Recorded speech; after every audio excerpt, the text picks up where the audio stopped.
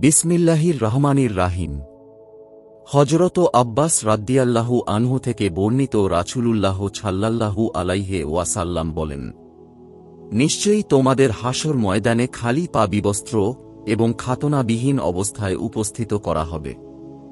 এরপর তিনি একথার সমর্থনে পবিত্র কুরআনের আয়াতটি তেলাওয়াত করলেন, যেভাবে আমি প্রথমে সৃষ্টির সূচনা করেছিলাম সেভাবে পুনরায় সৃষ্টি করব। এটি আমার প্রতিশ্রুতি, এর বাস্তবায়ন আমি করবই। আর কিয়ামতের দিন সর্বপ্রথম যাকে কাপড় পরানো হবে তিনি হবেন ইব্রাহিম আলাইহিস সালাম। আর সেদিন আমার অনুসারীদের মধ্য হতে কয়েকজনকে পাকড়াও করে বাম দিকে অর্থাৎ জাহান্নামের দিকে নিয়ে যাওয়া হবে। তখন আমি বলবো, এরা তো আমার অনুসারী, এরা তো আমার অনুসারী।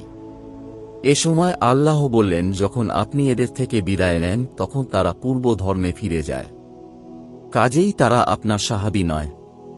তখন আল্লাহর নেকবান্দা ঈসা আলাইহিস সালাম যেমন বলেছিলেন, তেমন আমি বলবো, হে আল্লাহ, আমি যতদিন তাদের মাঝে ছিলাম ততদিন আমি ছিলাম তাদের অবস্থার পর্যবেক্ষক।